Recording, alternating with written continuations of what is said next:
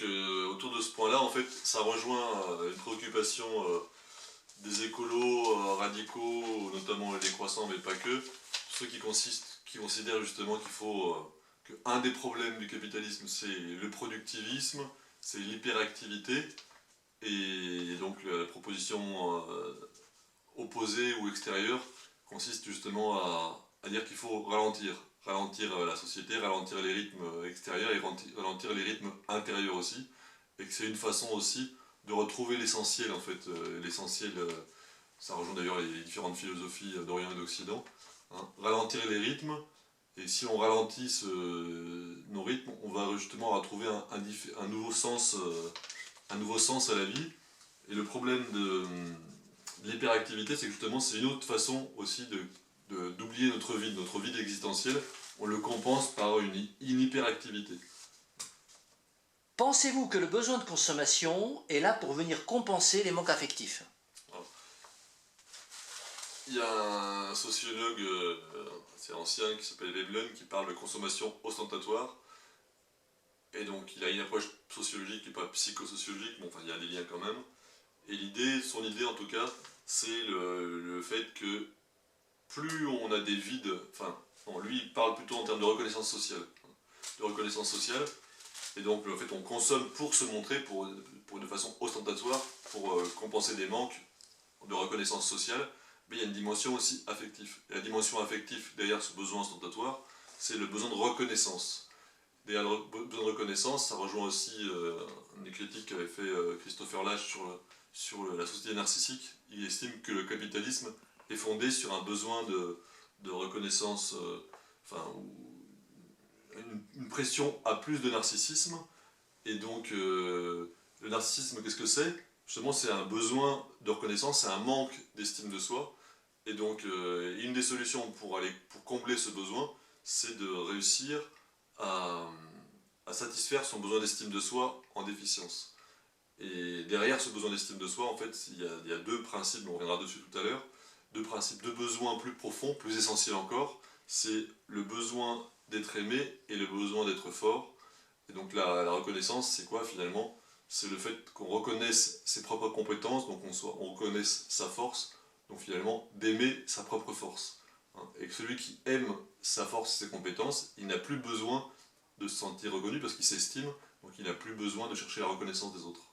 Et donc sans ça, eh ben, à l'infini, on cherche la reconnaissance par la consommation, et le capitalisme appuie justement sur ce besoin de reconnaissance, qui est un besoin, on va dire, le besoin d'estime de soi, et il joue là-dessus pour faire consommer plus. Alors, est-ce qu'on assiste aujourd'hui à la création, à l'émergence d'une véritable personnalité culturelle, narcissique et prédatrice, comme étant symbolique de la culture capitaliste? Donc une personnalité, c'est Christopher Lasch, dont je parlais tout à l'heure, qui parle de ça. La personnalité culturelle narcissique, c'est justement le capitalisme pousse vers cette dimension-là, c'est toujours avoir son instant de gloire avec un selfie ou passer à la télé, et il nous oriente dans cette direction-là, donc ça crée un élément-là. La différence que j'ai avec lui, c'est simplement que j'ai tendance à penser que le fondement de la société capitaliste, c'est un problème, ça pousse vers le narcissisme. Or, je pense que c'est plus profond que ça, c'est justement à la fois le besoin de pouvoir pour les élites capitalistes, et le besoin de reconnaissance pour une majorité de la population, évidemment, là je suis d'accord, mais derrière tout ça, il y a aussi le besoin de possession et le besoin d'être aimé, mais on verra tout à l'heure. Alors, le besoin psychologique du pouvoir est-il antinomique de la démocratie, dans les organisations, groupements, entreprises, associations? Donc je pense qu'à la source première de la société et de la psychologie des individus, il y a le besoin de vivre. Le besoin de vivre, et dont le besoin de vivre découle deux besoins, le besoin d'être aimé et le besoin de puissance. Donc chez Nietzsche, il appelle ça la volonté de puissance, et donc à nouveau dans cette dimension, dans la volonté de puissance, il y a deux facettes, d'ailleurs chez Nietzsche aussi, c'est très ambigu de ce point de vue-là. Il y a une dimension qui est, on va dire, un besoin essentiel sain, qui est le besoin d'être fort, donc de se maîtriser soi-même, et l'autre élément qui est plutôt malsain, donc je qualifie de névrotique, donc qu'on ne peut jamais vraiment atteindre complètement, c'est le besoin de pouvoir. Donc chez Nietzsche, justement, à mon avis, c'est ambigu. Ce qui pose d'ailleurs un problème dans sa réception, parce que certains libertaires qui s'en rajoutent, mais aussi il rejetait plutôt les libertaires et il y avait plutôt à mon avis, majoritairement en tout cas, une reconnaissance et un attrait plutôt pour la psychologie, enfin, les élites, hein, en règle générale. Du coup, par rapport à cette question, le besoin psychologique de pouvoir contre la démocratie, ce qu'il faut comprendre, c'est que comme le problème de fond, c'est pas seulement un problème social de trouver quelle est la bonne démocratie, quel est le bon système juridique qu'il faut trouver pour résoudre les problèmes, le problème de fond, c'est d'abord, enfin, ou en tout cas en même temps, un problème psychologique de relation au pouvoir et à la puissance. Donc ça veut dire que tant que les humains ont un problème psychologique à ce niveau-là, tous les systèmes qu'on va inventer seront détournés. Et donc, si on invente le meilleur des systèmes politiques qui peut être inventé, avec la constitution la plus démocratique, tout ce qui s'ensuit, si les humains ont toujours ce besoin de pouvoir derrière, ils détourneront les constitutions et ils réussiront toujours à les détourner quand on est au pouvoir, c'est plus facile. Donc pour lutter contre ça, le travail qu'il y a à faire au niveau collectif et individuel, parce que c'est jamais que individuel ou que collectif, c'est travailler sur les peurs. Et en tout cas, la peur qui est liée à ce besoin de pouvoir, ce besoin de puissance, c'est la peur d'être faible. Donc c'est particulièrement d'ailleurs spécifique aux hommes, enfin il n'y a pas que les hommes qui ont ce problème-là. Et donc apprendre à accepter d'être faible, c'est une façon de résoudre ce problème de pouvoir. Mais politiquement, qu'est-ce que c'est que le pouvoir exactement? Est-ce que c'est le pouvoir de coercition sur l'individu ou est-ce que c'est le pouvoir de fabriquer des lois? Alors le pouvoir, il est immense, hein. Il y a plein de formes différentes de pouvoir. Il y a le pouvoir de fabriquer des lois, la régulation, la gouvernance, le pouvoir de l'État, le pouvoir d'un chef dans un petit groupe. Il y a X formes de pouvoir. Donc c'est une fonction utile, le pouvoir dans une Est-ce qu'il y a un pouvoir suprême Il y a des pouvoirs... dans cette liste? Ouais, il y a des pouvoirs suprêmes, en l'occurrence, on pourrait dire le gouvernement mondial en devenir. Hein, mais à travers la Banque mondiale, le FMI aujourd'hui, qui sont réellement les instances les plus puissantes, mais avec les banques privées en deçà, ou au-dessus plus précisément. Mais ce pouvoir, en fait, il y a une dimension sociale et nécessaire. En gros, c'est le pouvoir d'organiser. L'État est nécessaire, ou la fédération, comme pour les libertaires, donc d'organiser les choses. Simplement, c'est que ça nécessite du pouvoir, et donc c'est indépassable. Par contre, il y a une dimension, la façon de l'agir, la façon de le vivre, il y a une dimension psychologique dans cet usage-là, pour avoir une action saine dans le pouvoir, et donc ça suppose de travailler sur cette peur d'être faible pour éviter cette dimension névrotique. Pensez-vous que la pression sociale et l'imitation de ses pairs nuit au respect de la légalité? Donc en fait, toutes ces déviances qu'on voit autour du pouvoir, par exemple quand les élites ont des pratiques illégales ou qu'elles ont des pratiques antidémocratiques, il y a deux dimensions. Il y a une dimension sociale, justement, l'imitation. Hein. L'imitation, ça rejoint un petit peu ce que disait aussi René Girard autour de la violence. Hein, de la violence, c'est ce qu'il appelle la violence mimétique. Hein. Mais il y a le mimétisme, c'est pour beaucoup de choses, c'est pas que sur la violence. On se construit en copiant les autres, plus ou moins consciemment. Hein. De la façon, un enfant est éduqué en copiant, en imitant ses parents de façon même subconsciente.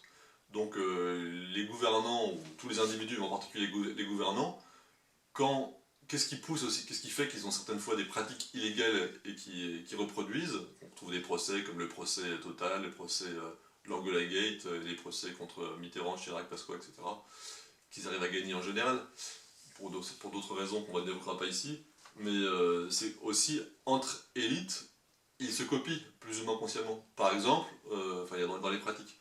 Donc c'est une des imitations, une des raisons de la dérive, c'est justement cette imitation inconsciente, cette production, cette tendance à imiter les actes des uns et des autres, qui fait que la société se reproduit aussi ainsi.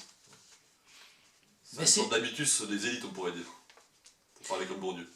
Mais ces pratiques déviantes, comme vous dites, elles sont toutes relatives. Elles sont déviantes par rapport à la loi que ceux qui sont déviants ont eux-mêmes instituée. Alors, est-ce que c'est une déviance par rapport à une loi qui elle-même déjà peut être contestée? Est-ce qu'il y a une vertu qui fait qu'on est déviant ou pas déviant? Oui. Une vertu suprême. Donc Brodel parlait justement des trois étages de la société, en disant justement au troisième étage au niveau international, quand on sort du cadre national, c'est beaucoup plus facile justement de dévier, parce qu'il y a moins les lois nationales qui font pression. Et donc, dans ce cadre-là, il y a une dimension sociale qui fait qu'on a tendance plus facilement à dévier sur les lois qui ont été décidées nationalement, qu'on leur force leurs limites. Donc ça, c'est un autre problème. Elles sont en tout cas légales, même si elles ne sont pas toujours légitimes.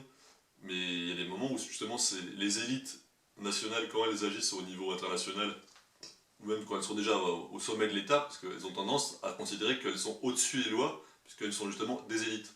Et donc là, c'est un problème d'identité, c'est une dimension psychosociologique qui fait que se considérer comme au-dessus des lois, c'est plus qu'un problème, c'est pas seulement un problème, c'est un problème social, mais aussi un problème d'identité. Et donc c'est aussi disons, au niveau psychologique, il y a cette dimension de, derrière, en tout cas au niveau subconscient, à la fois le besoin justement de pouvoir, d'être au-dessus des autres, et en même temps le besoin de reconnaissance, de se sentir justement reconnu par les autres comme étant supérieur. Pourtant, le processus révolutionnaire, c'est un processus déviant par rapport à la légalité ambiante. Oui, mais après c'est un autre sujet. Là, on n'est plus tellement dans les questions, disons, psychosociologiques, on rentre dans les questions de qu'est-ce qui est légitime, qu'est-ce qui n'est pas légitime. Et là, bon, c'est un peu différent.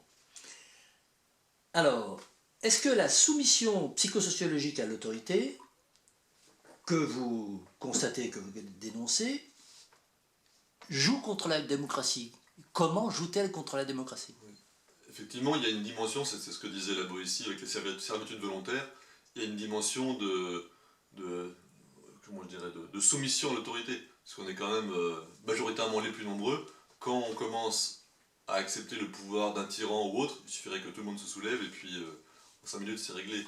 Le problème c'est que tout le monde se soumet à cette tyrannie en quelque sorte. Bon, il y a plusieurs raisons. Notamment, une des raisons qu'expliquait justement la Boétie, c'est le fait que certains y trouvent aussi un intérêt, le fait d'être toujours on est le subalterne du grand chef, mais on a le pouvoir sur les autres. Donc chacun y a un intérêt, mais ça c'est une dimension à la fois psychologique et sociologique. Et l'autre dimension psychologique, qui n'était pas forcément développée par là-bas aussi, c'est le fait que justement on se soumet à l'autorité. Donc il y a des études qui ont été faites, notamment l'étude de Milgram, qui montrent que justement lié du fait de l'éducation, de la société aussi, on a tendance à accepter l'autorité de la hiérarchie, l'autorité coutumière, alors en l'occurrence c'était l'autorité de la blouse blanche, donc de la science, et parce que mais c'est justement, derrière tout ça, c'est un complexe d'infériorité. C'est le fait de penser qu'on est inférieur aux autres, et bien quand c'était un concept qui a été développé par Adler, qui est un psychanalyste contemporain de Freud, le complexe d'infériorité a tendance à la fois deux choses, d'abord à nous rendre inférieurs quand on accepte, et puis quand on refuse ça, quand on a une action, disons, quand on lutte psychologiquement de façon plus ou moins consciente, à rechercher le pouvoir pour combler ce complexe d'infériorité. Ça, c'est un problématique qui est spécifique justement aux hommes, enfin aux masculins en tout cas. Mais alors, est-ce que cette soumission aux représentations de l'autorité pourrait pas même être qualifiée d'identification du kidam à l'appareil d'État, carrément? Est-ce qu'il n'y a pas plus qu'une soumission, est-ce qu'il n'y a pas une identification dans certains cas? Oui, d'une certaine façon, on peut s'identifier à un modèle, de chaque société développe un modèle, et après les gens rentrent dans ce modèle de pensée unique. D'ailleurs, certains psychologues, je crois que c'est Russ Benedict, qui parlent d'une personnalité culturelle. Chaque culture crée un type de personnalité fondée sur des valeurs en fait dominantes. Donc plutôt une personnalité qui peut être plutôt fondée sur le conflit, au contraire plutôt sur l'harmonie. Enfin, il y a plusieurs types de personnalités liées à chaque culture. En l'occurrence, les occidentaux, ça devient une personnalité à la fois narcissique, dominatrice et éventuellement aussi hyperactive. Alors, n'y aurait-il pas la nécessité de mettre en place un projet d'auto-émancipation autonome? Est-ce que vous pouvez développer cette idée? Oui, ça rejoint en partie le travail de Castoriadis, qui était à la fois psychanalyste, marxiste. Donc il a justement fait partie des personnes qui ont essayé d'unir la dimension sociologique, économique et psychologique. Et pour développer justement cette autonomie, à la fois politique et psychologique, il faut à la fin, c'est développer cette autonomie, il faut à la fois un travail sociologique et psychologique. C'est un peu ce que je disais tout à l'heure.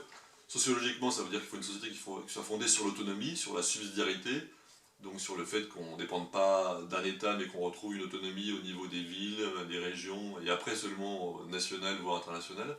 Donc ça, c'est déjà trouver une autonomie, même aussi une autonomie économique à travers l'autogestion. Mais ça suppose aussi une autonomie psychologique, de trouver ce qu'on appelle, enfin ce que Jung appelait l'individuation. L'individuation, à la différence de l'individualisme ou de l'individualisation. L'individualisation, ce qui est néfaste, c'est justement on devient un individu qui essaie de dominer les autres et on est égoïste. L'individuation, c'est différent, c'est de se réaliser, montrer sa différence, se construire dans sa différence parce qu'on est tous uniques. Et si on est tous des clones, des petits occidentaux classiques, tous pareils, on n'est pas individués, on est justement des moutons. Donc il faut trouver développer sa spécificité, mais dans la solidarité, dans la coopération avec les autres, pas pour dominer les autres. C'est ça l'individuation. Oui, mais alors comment définir un petit peu plus en profondeur cette différence qui, je pense, est assez nouvelle pour les gens qui ne connaissent pas en détail la sociologie, entre l'individuation et l'individualisme. Comment est-ce que le rendre lisible pour monsieur tout le monde? En fait, la différence fondamentale, c'est que dans l'individualisme, il y a la compétition, pour ça que c'est souvent développé par les libéraux, c'est la compétition et donc l'anti-coopération, alors que l'individuation, ça doit être de développer justement une dimension individuelle dans la coopération. Si on fait de l'individuation sans coopérer, ça devient de l'individualisme, tout simplement. Et c'est pour ça, justement, pour terminer, que la question de l'individu est souvent refusée ou repoussée par les mouvements de gauche, parce qu'ils considèrent que l'individu crée l'individualisme dans de la compétition, et non pas la coopération qui est développée par justement, c'est un des concepts, une des valeurs fondamentales de la gauche. Donc et chaque courant a disons, ses vertus. La droite, avec la liberté, développe l'individu et favorise l'individuation. Mais la gauche, si on va dans ses dérives, elle développe justement la coopération, mais on est tous égaux, donc tous pareils, on est tous des clones. Ça va pas non plus. Donc il faut trouver un équilibre entre ces deux excès. Mais alors justement, cette individuation, elle est développée dans quel courant politique actuel, par exemple? Pour essayer de bien voir si elle existe, si elle est utilisée, si elle est décrite. Elle est peu décrite justement, c'est pour ça que justement on essaie de mettre ça en avant. Il y a quelques personnes. Alors, est-ce qu'elle existe en filigrane dans les programmes de tel ou tel parti actuellement? Non, dans les tel partis, je pourrais pas dire. Qui promeut l'individuation aujourd'hui? Il y a un courant en Allemagne qui, je suis même pas sûr que. Faut plutôt une critique de ces éléments-là qui reprennent justement les approches psychologiques de Freud avec celle du marxisme. Et j'ai oublié le nom à l'instant, mais il y a un courant qui se développe qui reprend ces éléments-là, mais il parle plus de narcissisme, ils centrent beaucoup plus leur action sur le narcissisme que sur le reste.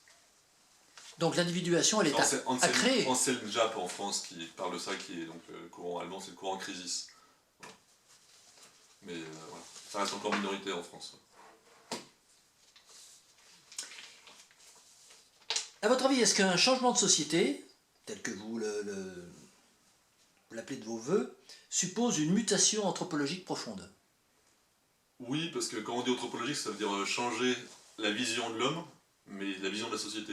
Donc changer, si on veut, quel que soit le projet d'ailleurs, hein, le projet plus classique socialiste ou communiste, c'est partager les richesses, redistribuer le pouvoir, donc aller vers l'égalité.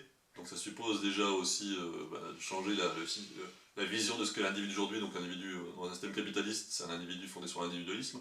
Si on va dans le projet écologiste, ou voir le projet plus radical des décroissants, c'est la même chose, ça veut dire lâcher son besoin de production, d'un productivisme, son besoin d'hyperactivité, pour développer justement une sobriété heureuse. Et ça suppose pas seulement de changer les règles sociales, mais de changer quelle est la fonction même de l'être humain, quelle est son identité, et puis du coup de s'interroger sur les besoins psychologiques qui sont derrière. Donc c'est vraiment un changement profond de modèle de société et modèle d'individu. Est-ce que c'est un changement de l'individu aussi? C'est les deux en fait. On ne peut pas changer réellement la société sans changer l'individu. Il faut changer l'individu pour changer la société pour changer l'individu. C'est là-dessus aussi que j'insiste dans le livre, c'est d'essayer d'éviter d'avoir une approche purement psychologique ou une approche purement sociale, hein, ou par le haut, par l'individu. Quand c'est une approche purement individuelle, psychologique, on va justement vers les dérives du libéralisme en disant le problème des personnes mettons un ouvrier ou un syndicaliste, c'est qu'il a un problème psychologique. Donc ça c'est la dérive, l'excès quand ça va dans l'excès. Et l'autre excès qui consiste à dire que changeons le monde et toutes les choses changeront d'elles-mêmes, eh bien non, puisqu'en fait quand on a essayé de changer le monde, en l'occurrence les deux systèmes, enfin, le système communiste qui avait quand même des vertus, un idéal intéressant qu'un idéal d'égalité, eh ben on a vu que cet idéal-là a sombré aussi pour des raisons à la fois, disons, philosophiques, sociologiques et politiques, mais aussi pour des raisons psychologiques, dans le sens où il y avait le pouvoir de l'autorité du chef est revenu en avant, et pour des raisons, disons, d'organisation juridico-politique, mais aussi pour des raisons psychologiques. Mais est-ce que l'individu peut changer comme ça, ou est-ce que c'est un nouveau modèle économique qui va changer l'individu? En quelque sorte, est-ce que c'est l'individu qui crée la société, ou si c'est la société qui crée l'individu? En fait, c'est les deux. C'est une boucle, un cercle vertueux ou un cercle vicieux quand on va dans la mauvaise direction. Mais c'est la même chose par rapport aux enfants, enfin, ou à l'éducation. C'est que le problème, c'est qu'on veut changer l'individu, il faut changer la société, mais il faut changer donc aussi les parents. Hein, les parents sont aussi le produit de leur société. Et donc là, c'est une première boucle. Là, je peux vous donner un schéma par rapport à ça. Mais l'autre élément qui est lié à ça, c'est les relations entre l'enfant et le parent. L'enfant, en fait, se construit par imitation du caractère de ses parents. Donc, du coup, finalement, par imitation du caractère de la société. Donc, il y a une boucle dans tous les sens. Et quand l'enfant est adulte, ben, il reproduit ça à nouveau.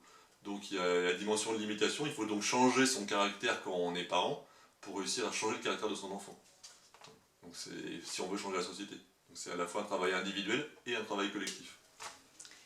Pour revenir sur cette notion nouvelle d'individuation, vous dites dans votre livre que c'est une condition d'accès à l'autonomie. Vous entendez quoi par là?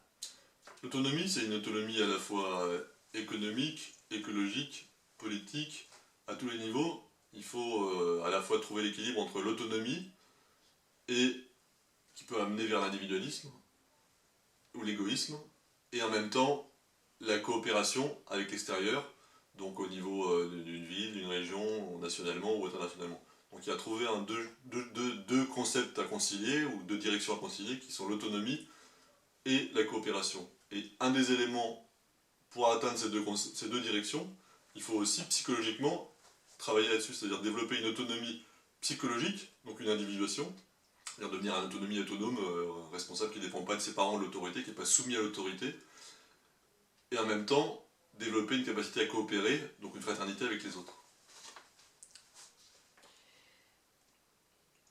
Alors, faut-il mettre tous les besoins de l'homme dans le même panier, ou faut-il différencier des besoins essentiels, simples, névrotiques, primaires, secondaires? Donc, il y a une hiérarchie à faire dans les besoins. Oui, en fait, il y a plusieurs types de besoins. C'est de distinguer déjà deux grands types de besoins, les besoins essentiels et les besoins névrotiques. Les besoins essentiels, c'est les besoins qui sont nécessaires, psychologiques, qui nous permettent de vivre. Alors je vais les énoncer, j'en ai déjà parlé tout à l'heure. Le besoin premier, c'est le besoin de vivre. Donc découlent deux besoins, le besoin d'aimer, voire d'être aimé, et le besoin de puissance, donc d'être fort surtout, donc de se maîtriser. Et de ces deux-là découle un quatrième besoin, le besoin d'estime de soi, j'ai expliqué tout à l'heure. Et du coup, à côté de ça, il y a l'approche névrotique, hein, et à la place du besoin d'être fort, il y a le besoin de pouvoir sur les autres. À la place du besoin d'aimer, c'est le besoin d'être aimé. Hein. Et puis à la place du besoin d'estime de soi, il y a le besoin de reconnaissance, sans arrêt d'être reconnu des autres. Or ça c'est infini, hein. On ne pourra jamais être complètement reconnu des autres. C'est ça la distinction déjà entre besoins essentiels et besoins névrotiques.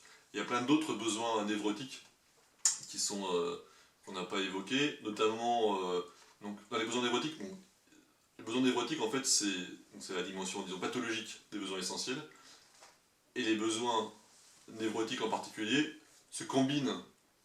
Il y en a une affinité. Et un des besoins qu'on n'a pas évoqué tout à l'heure, par exemple, qui structure vraiment le capitalisme. Je disais, le capitalisme, il y a peut-être trois niveaux. Il y a au niveau de l'élite, le besoin peut-être prioritaire, c'est le besoin de pouvoir et de reconnaissance, en disant justement je suis le maître du monde, je suis celui qui dirige la plus grosse entreprise. Mais en bas de la société, le besoin psychologique peut-être le plus important, c'est le besoin de possession. C'est un peu le culte du veau d'or, consommer, donc c'est le capitalisme qui pousse à ça. Et donc c'est consommer le plus possible. Et donc c'est le besoin derrière ça, c'est le besoin de possession. Le besoin de possession, il est un peu plus compliqué que les autres, c'est un besoin névrotique, mais qui combine plusieurs besoins névrotiques. Un des premiers besoins de possession, c'est le besoin de sécurité. Je possède beaucoup, donc je me sécurise financièrement. Derrière le besoin de sécurité, il y a la peur d'être faible, à nouveau. Donc la peur de la mort. Puisque le besoin de vivre égale peur de la mort, c'est le premier besoin essentiel. Ensuite, l'autre élément du besoin de consommer, c'est le besoin de consommation instantatoire qu'on a vu tout à l'heure, et donc ce qui est fondé sur deux autres peurs, deux autres besoins, qui est le besoin de reconnaissance, donc c'est le besoin, derrière tout ça c'est le besoin d'être aimé, et le besoin de puissance. Donc c'est ces deux problématiques-là. Donc on voit qu'à travers le besoin de consommation, il y a tout je dirais des structures psychologiques névrotiques qui sont derrière, et sur lesquelles le capitalisme va appuyer pour nous faire consommer plus. Vous dites que le besoin d'être fort est un besoin primaire. Est-ce que ça veut dire que c'est le premier des besoins? Le premier des besoins, je disais, c'était le besoin de vivre. C'est le besoin de se sentir vivant. Pour dire le président, c'est une sorte de joie aimante. C'est le fait de se sentir dans la vie. Alors plus il y a d'intensité, plus il y a de force, de vie. Donc pour dire de volonté de puissance, parlant comme Nietzsche. Mais donc le premier des besoins, c'est le besoin de vivre. Les deux qui en découlent, c'est le besoin d'aimer et le besoin d'être fort, donc de maîtriser sa vie. Mais vous avez parlé du besoin de sécurité qui était construit par la possession. Mais dans le besoin de sécurité, il y a aussi le besoin d'être protégé. Et là, on retrouve l'État, la superstructure protectrice. Donc, le besoin de sécurité, est-ce qu'il est polymorphe ou est-ce qu'il est aussi centré, que vous semblez le dire, uniquement sur la possession? Non, le besoin de sécurité, c'est beaucoup plus large. Il y a le besoin de sécurité déjà physique. Donc il y a la pyramide de Maslow donc, qui est connue. Donc bon, j'ai pas trop le temps de faire un comparatif entre les besoins évoqués par Maslow et puis ceux que j'ai évoqués. Mais prendre un ou deux exemples, justement. Maslow va parler par exemple du besoin d'appartenance, qui, à mon avis, est en réalité un besoin psychologique. Derrière le besoin d'appartenance, il y a le besoin d'être aimé pour participer à un groupe. Donc c'est le besoin d'être aimé qui est derrière, par exemple. Et de la même façon, une divergence, c'est sur le besoin le point commun, c'est le besoin d'estime de soi. C'est pas un besoin essentiel réellement, c'est un besoin composite, qui est composé justement du besoin essentiel d'aimer et d'être fort, qu'on a vu tout à l'heure. Voilà. Alors, pour revenir un petit peu sur le besoin de sécurité, est-ce que ce besoin de sécurité engendre nécessairement une structure d'État fort et très très réglementariste? Ou est-ce que dans le cadre de développement de l'individuation, on peut avoir un équilibre entre de la sécurité fournie par un État minimal? Ouais, à travers votre question, effectivement, on voit bien l'interaction entre la dimension sociale et psychologique. Plus on est insécurisé au niveau psychologique, plus on a besoin de sécurité extérieure, donc d'un père, d'une mère, d'un chef, d'une autorité, d'un pouvoir fort au niveau de l'État. Et donc, il y a une interaction entre les deux. Donc, si on veut se libérer de cette autorité, il faut aussi être en capacité de trouver en soi les structures disons, les repères. En fait, c'est souvent, on dit, le père qui donne les repères. Donc, les structures intérieures. Et donc, la mère donne la sécurité affective à travers l'amour, et le père, la sécurité à travers les structures, donc en l'occurrence les capacités à se maîtriser et les structures comme ça. Et donc plus l'individu a intégré cette sécurité intérieure, moins il a besoin de la sécurité extérieure de la société. Mais ceci dit, il y a toujours un besoin d'un cadre minimum, sinon on est dans un système anarcho-capitaliste, où là justement il n'y a plus que la loi du plus fort. En tout cas dans certains systèmes anarcho-capitalistes. Alors, si on traduit ce raisonnement au niveau de l'entreprise, est-ce que ce besoin de sécurité, c'est aussi l'amour des grandes entreprises, la volonté d'aller travailler dans une nationale, une transnationale? Et est-ce que la contrepartie de ça, c'est le small business, où l'individuation, justement, trouve son autonomisation en créant des petites structures? Donc, besoin de sécurité politiquement, un État fort, besoin de sécurité au niveau économique, travailler dans une multinationale? Oui, en fait, le fait de travailler dans une multinationale ou dans une petite entreprise, ça dépend. ce qui compte surtout, à mon avis, dans un premier temps, c'est comment on se sent utile, quel est l'intérêt de la situation. Après, si on cherche effectivement si on a besoin de pouvoir derrière, on va chercher plutôt une grande entreprise où il y a plus de prestige, plus de puissance, ou si on a besoin de reconnaissance, on cherchera plutôt une grosse entreprise. Après, voilà, mais ça dépend aussi de l'action concrète qu'on veut mettre en œuvre.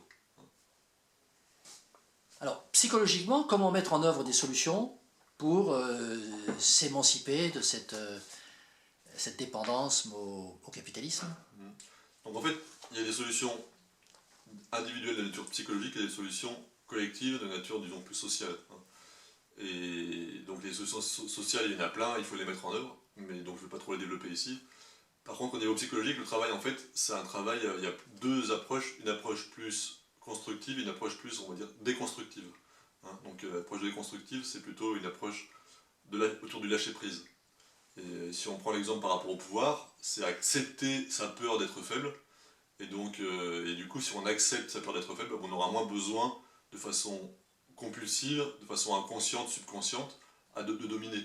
Et si on n'a pas conscience de ces peurs subconscientes, eh ben, elles nous dominent.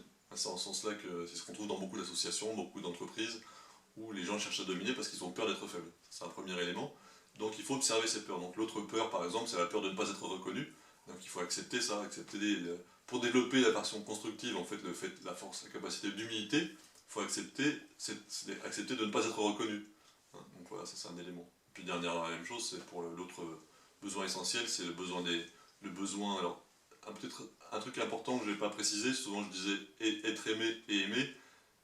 D'un point de vue, je pense que le besoin essentiel réel, c'est pas avoir besoin d'être aimé, mais besoin d'aimer. Quand on aime vraiment, quand on a la capacité d'aimer les gens, on n'a plus besoin en retour d'attendre qu'ils nous aiment. Ça c'est difficile. Et sinon on donne pour recevoir, et ça c'est différent. On attend toujours, on donne uniquement pour recevoir. Si on donne et qu'on ne reçoit pas, ben on arrête de donner. Ça c'est la dimension plus névrotique. Mais donc simplement pour terminer par rapport à cette dimension, les actions à mettre en œuvre au niveau psychologique, donc c'est une partie donc, sur le lâcher prise, c'est une attitude on va dire plus féminine, par rapport c'est différent de la question des femmes. Donc c'est le lâcher prise. Et puis de l'autre côté, la dimension plus on va dire constructive, plus dans la maîtrise, consiste justement à développer donc, les qualités qui nous manquent, c'est la capacité à aimer, la capacité à être fort et être maître de soi, la capacité à se sentir vivant, donc ça découle un peu de ça, donc c'est une sorte de joie aimante. Développer la sobriété heureuse, qui est une qualité psychologique et sociale. Voilà. Et puis le dernier point, c'est développer l'estime de soi, donc toutes les situations qui vont favoriser ces traits de caractère, par exemple l'estime de soi, pour la construire, il faut effectivement agir et essayer de réaliser des choses qui nous satisfassent. Donc il y a un travail à la fois psychologique et social. Alors le lâcher-prise, qu'est-ce que c'est le lâcher-prise? Ça ressemble un petit peu à la parabole de La Fontaine entre le roseau et le chêne. Le roseau, il est beaucoup plus souple, il ne cherche pas à résister, il ne cherche pas la maîtrise de soi, il accepte de lâcher, et du coup il va être finalement plus puissant que le roseau. C'est la dimension c'est entre l'approche souvent un peu féminine et masculine, en dépassant la question homme-femme, c'est bien plus large que ça. Et donc du coup le lâcher-prise, c'est le fait d'accepter d'être faible. Quand on veut absolument être fort, chercher le pouvoir, et donc on lâche prise sur ce besoin de pouvoir, on accepte d'être faible. Ça c'est une forme de lâcher prise. Donc c'est difficile, surtout pour les hommes, parce que la société nous pousse à ça. L'identité masculine, souvent c'est tu dois être fort mon fils, ne pleure pas. Voilà. Donc du coup ça c'est difficile pour les humains en général, en particulier pour les hommes, parce que la société nous pousse à ça. Mais de la même façon, il faut aussi, dans le besoin d'aimer, il y a aussi lâcher prise par rapport à ça, accepter de ne pas être aimé. C'est difficile d'accepter de ne pas être aimé, parce que on a tendance toujours à pousser à ça. Accepter tout ce qui nous fait peur en fait, accepter nos peurs, accepter de ne pas être reconnu, de ne pas être reconnu par les autres, par son métier, etc. De pouvoir accepter d'être heureux sans reconnaissance des autres, etc. etc. Donc c'est ça le lâcher prise, c'est un gros travail.